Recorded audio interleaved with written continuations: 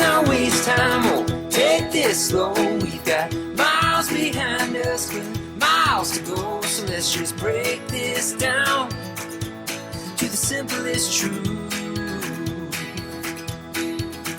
You and I as one will always be better than two. All right. Well, welcome to Relaxed and Free, a clinically minded, biblically based counseling podcast. I'm your host, Cary Corley, here with my good friend, Doug. Hey. Yeah, this is our water cooler episode. It's a discussion around my response that I have crafted over a question that one of our wonderful listeners has provided to us. Right? So in a little bit, we're going to water cooler it up a little bit here. And then I'm going to read my response to the question. Okay. So, but the question is, technology bad for my children? Or sorry. Yeah. Why is technology bad for my children? Yeah. So, Doug, do you have anything to say about that? Because I think technology is evil. And I always just kidding. No, I'm a funny water cooler person. There's actually some there's actually some interesting data that I did find on this that kind of was Google surprising. Chris's job. Well, yes, but this I did prepare. I did a little homework as well, as you did in crafting your response. Are you okay with that? So, Google Chris. I'm absolutely okay with Google Chris. Yeah, and that voice that you just heard is Chris. He's handling the engineering on this portion. I just want everybody to know that I find it offensive that technology is being demonized here as the local technology person. Also, as we're using technology to both record and distribute this entire thing. The irony is not lost on me. Yeah. So we've talked about this before in the past, and it was funny because me being antagonistic for fun, which is why we have you here. That's right. Yeah. I had to try and pick apart your question and like, well, you don't mean shoes, right? Like that could be technology. It's like, that's not interesting. Don't talk about that. Like, because, all this stuff is technology in some form or fashion. So it's not that interesting. Me on that. But could be shoes. Shoes, there's technology in shoes. This rubber, it's all whatever. And this is like a specific insole, and they've done a whole bunch of research on it. And I see what you're saying. Yeah. So you're lumping like research technology in like ergonomics. Yeah. Like comfortability of shoes and chairs into how the shoe is made. Cars, and then cars can be technology. Yes. Okay. All right. Now I'm tracking. Yeah. I'm tracking. But that's not really interesting, and it's absolutely not the heart of the question. So, agreed. So we will get there. We'll get there in the future. I do want to mention one thing. In a previous episode with Dr. Lindsay Bonebrake, wonderful episode. It was a great episode. We did run out of time, so there was something that we discussed once we stopped recording that I wanted to clarify. Well, I'm gonna have to cut you off there, Doug. No, yeah, and it's happened again. And cue the music. Just kidding. I'm sorry. That was really good. You guys were, and you can probably elaborate on this and comment on it because it was primarily a discussion between you two, but. You guys were talking about how Christians posture, it seems, themselves to present this hyper-realistic version of a altruistic person that then casts judgment, or what did you call it, condemnation, upon non-believing people who don't subscribe to the same Christian morals and foundations, right? They haven't said, I believe in this and therefore I subscribe to these rules, yet Christians are still trying to impose their Christian morals on them. Yeah. One of the things that we talked about after that was that there's kind of a silent majority here, potentially, of people who day in and day out are serving believers and non-believers and family, friends, neighbors in a really loving way. Yeah. And we don't hear about it because it's going well. Yeah. We only hear about the blow-ups and the failures and the Mars Hills and the and the big churches and the, mega church pastor who's asking for millions for his jet because God wants that, Right. All the bad stuff. Right. It's similar to Twitter. Negative news sells. Right. Exactly. And so the thing that I was curious about, and we can cover this later, or maybe you can give me your opinion on this now. Okay. What I was trying to get to there was, what do you think about that proportion of the loud media pitting people against each other versus essentially the rest of us? The squeaky wheels. Yeah. Versus the majority. Because I think anecdotally, if I were to look in our lives, in our communities, we don't really have any examples of that, right? Most of the people that we know are doing their best and trying to love people, whether they're believers or not. Yeah. And if they have a different belief system, or, they have different gender identities or different ideas on sexuality or whatever the hot topic is that's distracting us from real issues. Right. Yeah. Which they're real issues, but you know what I mean? No, I know what you mean. There's a whole bunch of people that are still loving those people. You just don't hear about them. So I'm kind of curious of your thoughts on that. And I agree with you. And then the first place that my mind goes is to social psychology in all of that, which we didn't have time to discuss last time either, but I was thinking it, which is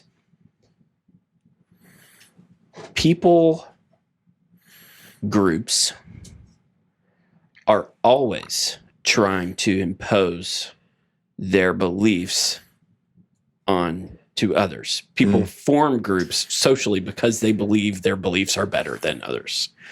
So, in the very cohesiveness of that group feeling bonded, feeling connected, is the centrality or the those beliefs, right? And so group psychology says anything threatens that group cohesion, we are going to attack it, right? Okay. So that's base human instinct psychology, social psychology, right? Sure. Where Christians should be different, right, is that we should not fear people having different beliefs other than ours. Right. Now, that doesn't mean that we don't protect what we hold to be true and hold to be sanctified and holy, right, and good theology and that kind of thing. But we definitely don't let our fear overcome us to the point that where we attack. And the first place my mind goes is in the Garden of Gethsemane, right? Yeah. Jesus is getting ready to be betrayed, handed over, and the apostles are still under the impression that this is going to be a coup. Yeah. Right? He came to overthrow. We about to take the Romans out. It's going to happen, bro. Right? Can't you see modern day, like, good old boy rednecks saying, like, man, it's about to go down. Yeah. Yeah. Right? Yep. And Peter chops the ear off of a guard, and Jesus says, whoa, what are you doing? And he heals the guard, and Peter, put away your sword. Yep. This is different. We're not going to win in this moment with violence. And so all of a sudden there's this shift, right? And the fear that the apostles were feeling in that moment turns probably into panic, because we know they all flee, right? At first their fear was turning into anger and violence, and they're going to flee.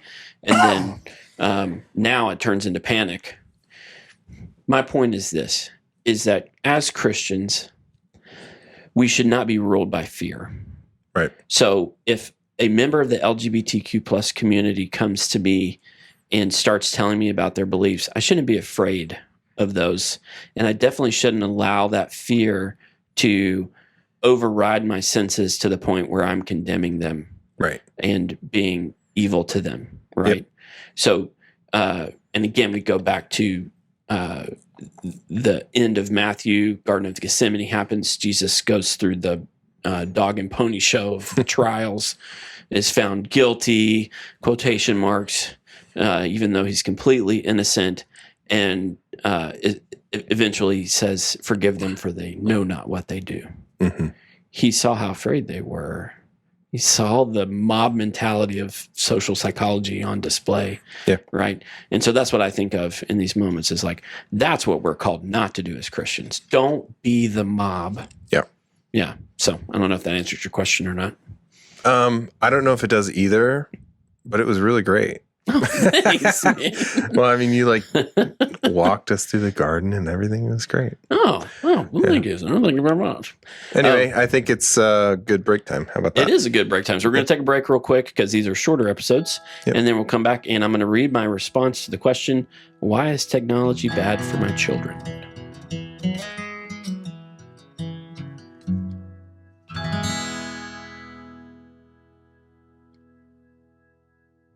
At Lakewood Family Therapy, we aim to be your refuge in the storm. We're professional Christian counselors whose sole purpose is to bring healing to your family and hope for the future.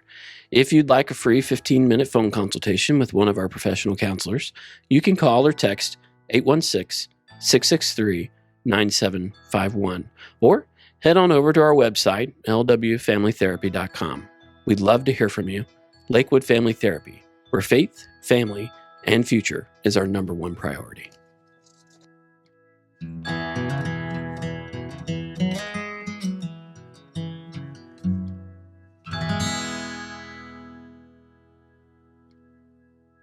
All right. Welcome back. We're going to answer this question. Why is technology bad for my children? I want to start off by saying I love this question. It comes from Lindsay in Kansas City. Technology has taken our world by storm since the 1980s. I remember a day when if you had a computer in your home, you were rich. I remember the first computer we had in our home, matter of fact, and my brother and I would fight over who would play a certain Star Wars game that we had. It was a lot of fun. In fact, one of the historic Corley brother fights was over a Star Wars game on the computer when I asked my brother to come in and fill out a password. Or it wasn't necessarily a password. I don't know if you guys remember this or not, but back in the day, before you could just hit a really? start button, you had to type in a DOS command To launch the game. Yep. I could never remember the DOS command, so I always call my older brother Kevin to come in and do it for me. And I imagine that he got tired of that. For those of you who don't know me, I can be a bit impatient, and especially around things that require a lot of detail. And so the DOS code was a lot of detail, and I would just rely on Kevin to come in and punch it in for me. And he would come in, save his little brother, except one day, like I said, he got tired of this. And when it came time for him to get up from the computer, he stayed there. He stayed seated and started playing the game. And of course, as a younger brother, I immediately protested. "What are you doing? It's my turn. Get out of the seat." So I shoved, I pushed, I kicked, I screamed. And he had enough. And there was a closet next to the computer desk and chair and everything. And in that closet was a rubber mallet. Let me just say that it did not end well for your friend Cary that day. I'm telling you. No, I won't throw my brother Kevin under the bus. I love him to death. He's going to come in. He's actually going to be a guest on one of our interviews. Oh, great. Yeah, he's a pastor. That's great. He's a pastor in Clayton, Alabama. And love him to death. On that particular day, it was neither one of our finest moments. Yeah, Chris, make sure to make a note to have a rubber mallet in here on that interview. Sorry, go ahead. I might have some trauma. I might have to do some EMDR. Yeah. So what's my point in all that? My point is, were my brother and I bad for playing a Star Wars game on the computer? Was the computer at fault for my brother chasing me down with a rubber mallet? Of course not. So technology was not the problem. Our own hearts are the issue. In Ephesians 5:15, Paul encourages the church in Ephesus to manage their time well, because our time on earth here is limited. In fact, it says, make the most of your time, for the days are evil. Have you ever turned on the TV only to look up and notice that 2 hours have gone by? I know I have. Have you ever noticed when you ask your son or your daughter to get off their video games that they act as though they just got on, even though they've been playing for 4 hours? What about your spouse at night on social media? You notice it's hard to have a conversation when someone is looking at their phone, whether that's playing a game or looking at Instagram. It's not these items in and of themselves that are bad. It's what they elicit from us and in us. So more so than any point in history, because of technology, we have a literal world of information at our fingertips. Here in America, that information does not seem to be trending us towards being smarter, by the way. In fact, it seems to be the opposite. Because of technology, we have the ability to accomplish more in our daily lives than anyone in the millennia before us would have ever thought possible. Unfortunately, data suggests that Americans are actually becoming less productive, not more. I got that data from a recent book that I was reading called Redeeming Your Time by Jordan Rayner, where he talks about Americans being 56% less productive since 2007. Whether that statistic is true or not, I feel very comfortable in saying that we are not making good use of the time we have, like Paul exhorted the church in Ephesus to do. And that starts at home. As parents, we need to use the time we have to bring honor and glory to God. And we need to train our children to do the very same things. Now, I'm not saying we need to get off of the devices and sit in a prayer circle and sing Kumbaya while we stare at each other in religious silence or any of that mumbo jumbo crap. You need to be doing something that brings joy and honor to God. For instance, a parent setting down a phone and looking their child in the eye and really listening to them, really caring about what they're saying, and investing their time wisely into the cares and concerns of their young one, that makes God happy. It makes God happy when a husband and a wife can put down their phones in bed at night, turn off the TV, have a real conversation that leads to emotional and maybe even physical intimacy. That makes God happy because 9 times out of 10, people who do not believe in God or who are angry at God are not going to read the Bible and come to faith. They're not going to step foot through the door of a church in America, but they will be coming over to your house. They will be playing sports with your kids. They will be interacting with your family in so many ways throughout the community. Your family is a model for God's light in this world. And so when your family is laughing together, connecting together, and loving one another, when you have joy, people are drawn to that and ultimately to God. So technology being bad for your children? No. But is it the best use of time for your family? I think everyone who's honest with themselves knows the answer is a resounding no. That's good. Thanks, man. Insane. Yeah. We'll put a link to the Redeeming Your Time book in the show notes. Oh, I think Jordan Rayner would like that. I don't know him personally, but I imagine. No, that's fine. I mean, yeah. If we reference it, we should at least cite our sources, and I think that's appropriate. So we can do that. I think I definitely agree.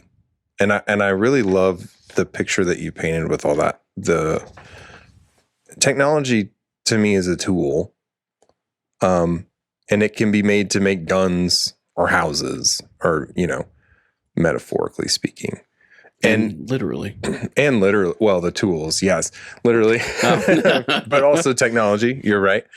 It's metaphorical. I think it's really interesting. This is a broader thing, but I kind of wish I had the answer to why is it so easy for all of us to get addicted to these distractions, so that this beautiful picture of this godly intimate family, we're so quick to abandon and turn our backs and more literally turn our eyes down to our phone. Oh, yeah. And, you know, we're all guilty of it.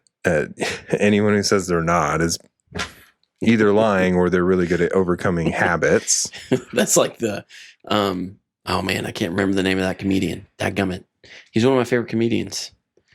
I doubt I'm going to know it. Oh, really? I'm not. He has this whole segment on steeped in McDonald's, and all he's like, he's basically he's talking about how people are embarrassed to say they eat at McDonald's, but like statistically, everyone eats at McDonald's. Right.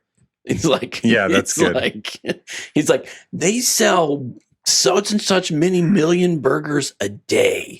He's like, you're all eating McDonald's. That's good.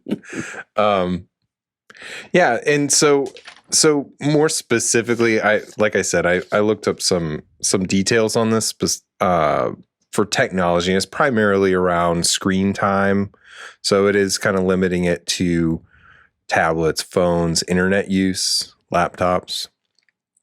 They had a really interesting breakdown kind of by age group.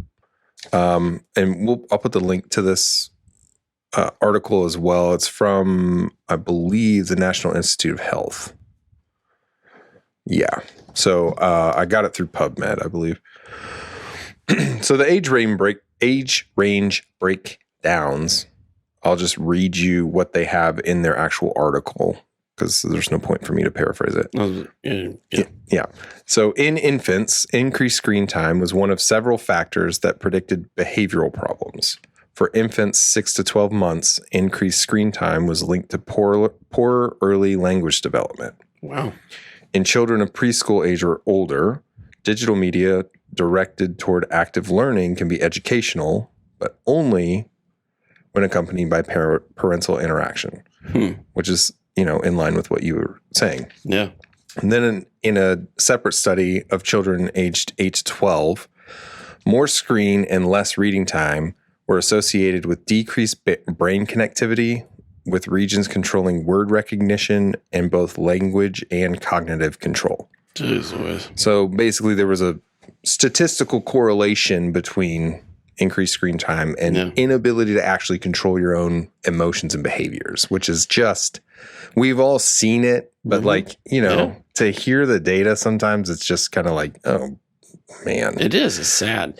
What's kind of bumming me out a little bit. And then I'm like, well, shoot, this water cooler should be a little bit funnier. So I want to insert a picture of a 6-month-old looking at an iPhone. Yeah. Yeah. But imagine that. But then that's like also depressing. Oh, that didn't work, did it? Yeah. Sorry. Jeez. That's okay. Hey, let's bum you out even more. Let's not. Well, let me finish with the conclusion, and then we can try and get lighter after that. Okay. So their conclusion is that even wasn't more even negative. that wasn't even the conclusion. No, the conclusion, and this is what's interesting about this, right? So the conclusion says, frequent use of these screens and devices heightens ADHD symptoms. It interferes with emotional and social intelligence. It can lead to addictive behaviors, increases social isolation, interferes with brain development and sleep. However, specific programs, video games, and other online tools may provide mental exercises that activate neural circuitry, improve cognitive function, reduce anxiety, increase restful sleep, and offer other brain health benefits. Further research needs to be done, etc., which is true. And we're always going to be learning about this. Yeah. What that tells us, though, right, is that, again, it proves your point, but it's just from the scientific perspective, there is a wealth of things out there that you can use to actually let technology make you better. So, for instance, without technology, I would not be able to own 2 companies and work full time and do this podcast on the side. These people would not be hearing us right now. Absolutely. Right? Yeah. So we have to acknowledge that some people are way more productive than they ever could be. Yeah. Whereas other people aren't. Is that the 80-20? Probably. I think is that the 80-20? Is that called the Pareto principle? Google Chris. Oh, Google Chris. Drum roll. This is We where I need to shine. make a Some little music. jingle. Yeah. We need a jingle. Hey, Google Chris, while you're Googling, Chris. can you Google get some Chris. intro royalty-free music for you to play every time that we call you out?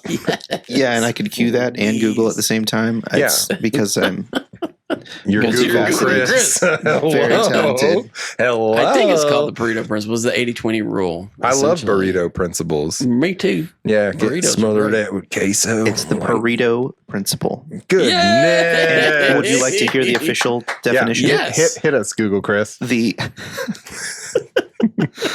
we're really going with this. All right. The Pareto principle states that for many outcomes, roughly 80% of consequences come from 20% of causes.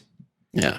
In other Wow. words, a small percentage of causes have an outsized effect. This concept is important to understand because it can help you identify which initiatives Oh, to hold on there, prioritize. Google Chris.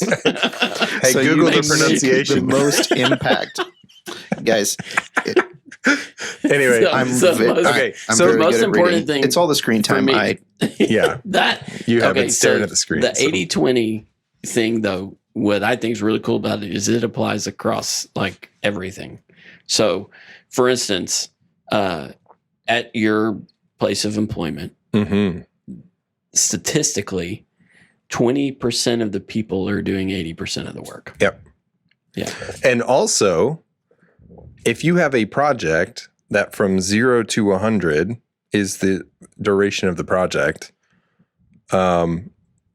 it will take like the same amount of time to do 80%, the first 80% as it will for the last 20. Yeah. Oh, yeah. So you're supposed to actually cut it off and only scope that first 80 and then make the second project that last 20. Sure. Yeah. No, I've heard that. I've heard that too. Yeah. I have a funny question. Uh-oh.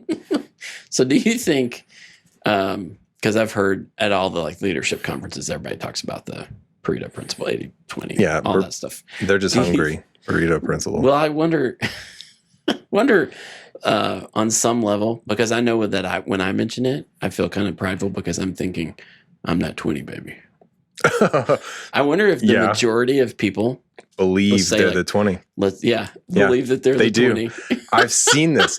They do. It's like Everyone believes. The majority of Yeah. husbands feel, did you know this? They've got data to back this up. The majority of husbands feel they do more housework than they actually do. You're kidding. No. No, The I- Gottmans did some research on that. and I'm found that to be- I'm very well aware of the little amount of housework that I do. Well, good. See? Yeah. Is that good? They also Let's get Lindsay posit- back in They here. also posit this will. So we've got 3 guys in here who are married. So this will, and all the listeners here, you can take this home. Sure. Okay? This is a freebie.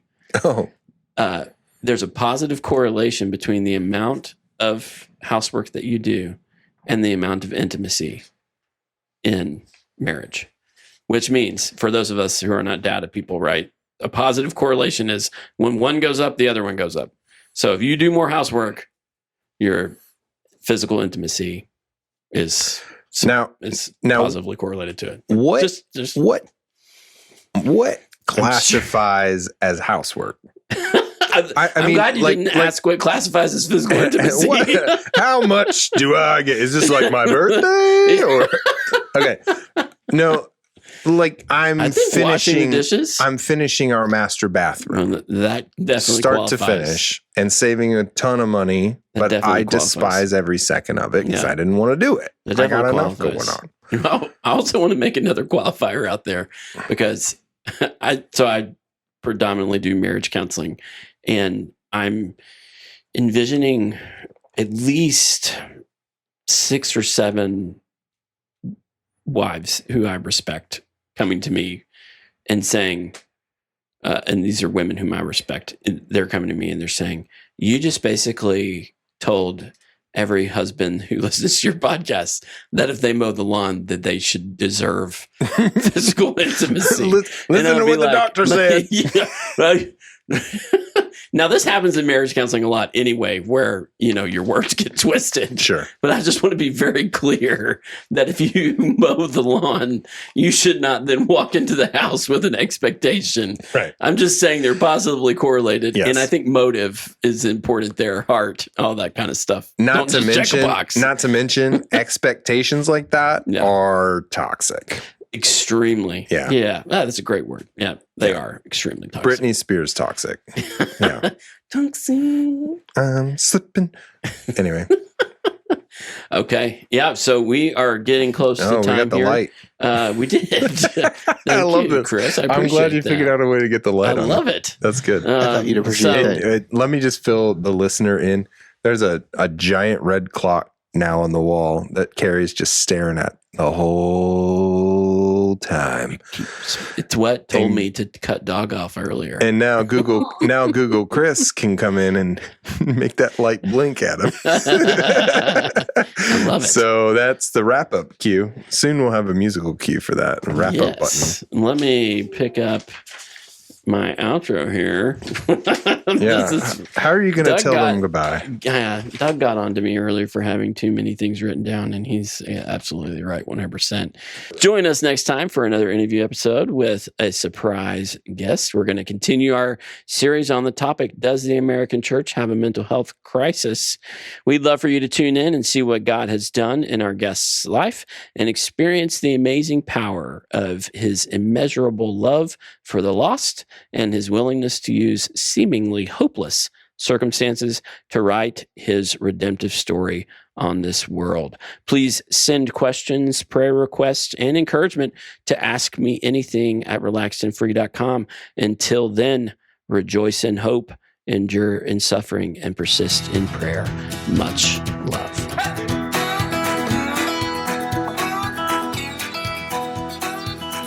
Relaxed and Free is a presentation of Lakewood Family Therapy. Catch up on other episodes wherever you get your podcasts, and please rate and review. Every review honestly helps us bring you this content. Production and engineering led by Doug Bonebrake. Recording done by Chris Renfro. Stay relaxed and free. Let's not waste time.